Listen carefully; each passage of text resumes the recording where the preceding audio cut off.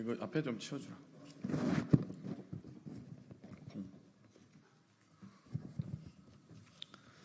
안녕하십니까. 더불어민주당 검찰 독재 정치탄압대책위원회 장경태 의원입니다. 저희는 오늘 쌍방울 대북 송금과 관련해 이재명 대표 공소장을 허위로 작성한 수원지검 서현욱 검사를 공수처에 고발합니다. 정적 제거에 혈안이 된 정치검찰의 억지 짜맞추기식 허위 공소장을 철저히 수사할 것을 촉구하기 위해 기자회견을 마련했습니다. 먼저 참석자를 소개해드리도록 하겠습니다. 민영배 의원님 참석하셨습니다. 이성윤 의원님 참석하셨습니다. 박균택 의원님 참석하셨습니다. 김영민 수석님 참석하셨습니다. 김문수 의원님 참석하셨습니다. 그러면 서현욱 검사 공수처 고발에 대한 기자회견을 시작하도록 하겠습니다.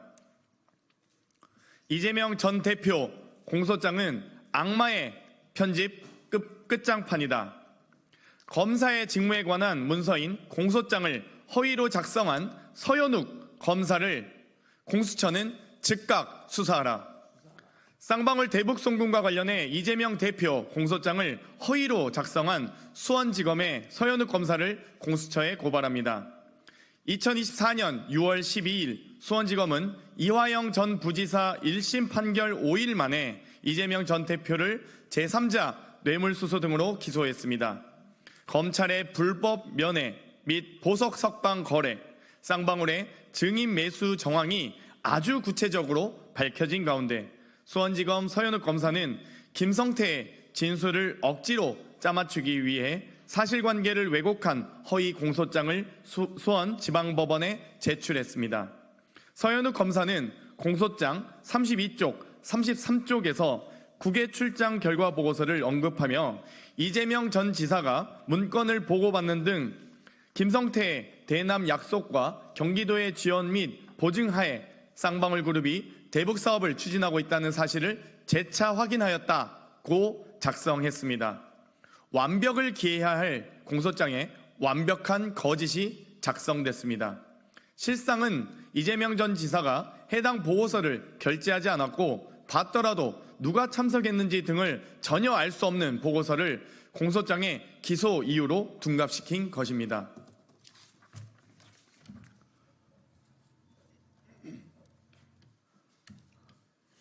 여기 지금 피켓이 2개 있는데요. 하나씩 일일이 순서대로 설명을 해드리겠습니다.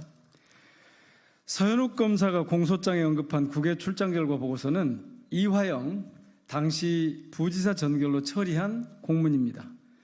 공문이 결재권자의 결재 없이 보조권한자의 전결로 처리되는 경우 해당 공문은 결재권자에게 보고된 것이라 할 수 없고 결재권자로서는 그 내용 자체를 알 수가 없습니다.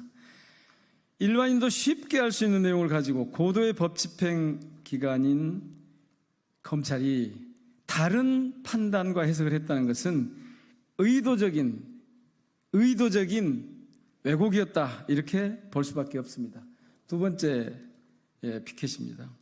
또 이 국외 출장 결과 보고서는 쌍방울, 김성태 등 비실명으로 처리하고 수록된 사진들의 참석자를 가려놓아서 누구인지 확인할 수 없는 공문입니다. 이재명 전 지사가 이 보고서를 받더라도 관련한 내용을 전혀 알 수 없는 것입니다. 이 밖에도 서현욱 검사는 김성태의 진술을 이용해서 교묘한 말바꿈으로 이재명 당시 지사가 대북 송금을 알고 있었다는 듯이 뉘앙스를 공소장에 적시하고 있습니다. 서현욱 검사는 이재명이 마치 쌍방울 그룹이 경기도의 스마트팜 비용 대납을 알고 있던 것처럼 꾸며내서 거짓 삼류소설을 완성한 것이나 다름없습니다. 정치검찰의 사건 조작 행태가 거짓으로 조작된 공소장으로 이어졌습니다. 공소장에서 찾아볼 수 있는 증거라고는 본인들이 입맛에 맞게 조작된 허위 진술뿐입니다.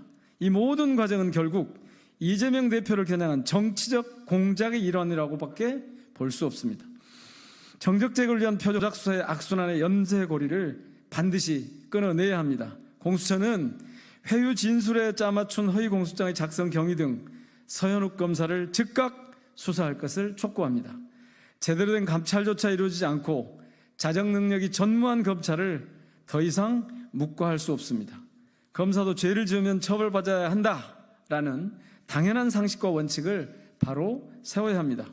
민주당은 앞으로도 무너진 사법체계를 바로 세우기 위해 조작과 위법으로 얼룩진 정치검찰의 뿌리를 뽑아내겠습니다. 2024년 7월 30일 더불어민주당 검찰 독재 정치탄압 대책위원회 일동.